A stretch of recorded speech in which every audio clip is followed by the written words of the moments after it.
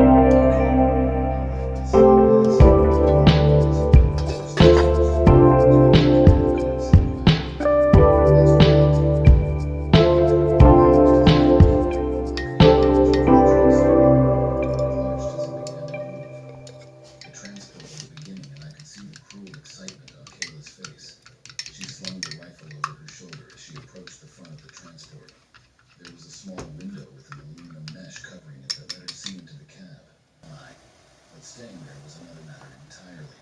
He slipped and fell, landing hard on the hood of our truck and clumsily falling off to be left in the dust. Hands and hurled it out of the back of the semi before going for her pistol. She got off one shot, grazing Kayla's shoulder before she grabbed her by the wrist, forcing the gun off to the side and aiming it at me. I watched as the two struggled for a moment, trying to gain control of the gun. I could see Kayla pushing the barrel back towards the warden's head. I could see the sadistic glee in her eyes, and the warden could too. The gun slipped from her hand and clattered against the floor. With a quick sweep of her boot, the warden kicked it deeper into the semi, a few feet away from her before Kayla hurled her aside. Kayla spat and licked her lips, eyes focused on Warden Parker like the apex predator she was. She pressed a hand to the graze on her arm and admired the blood for a moment, before looking back at the warden. Well then, I guess we're doing this the old-fashioned way, huh? She asked, her tone almost flirtatious.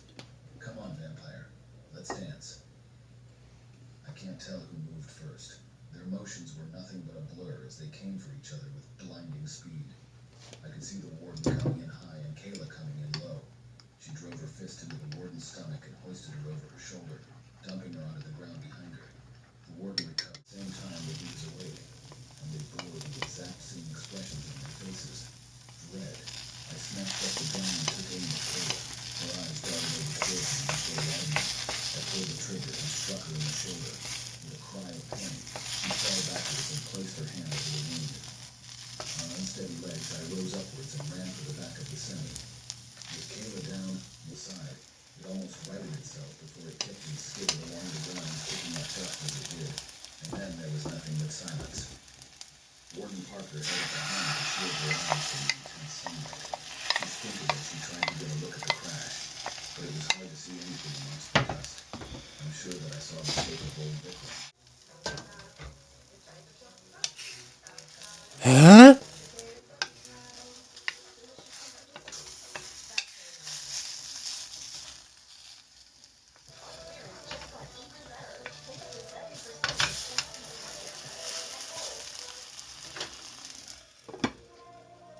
The area bore evidence of struggle.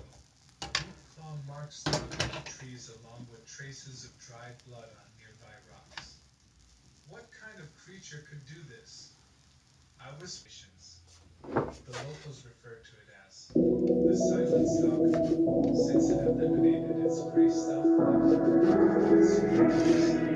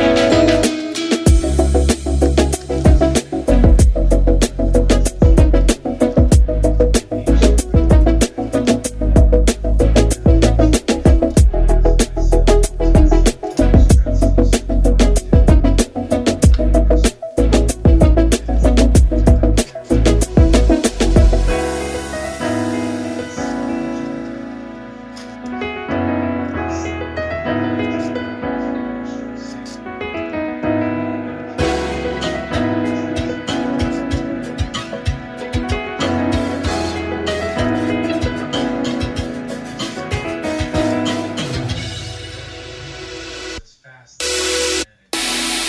For seconds, bated breath, eyes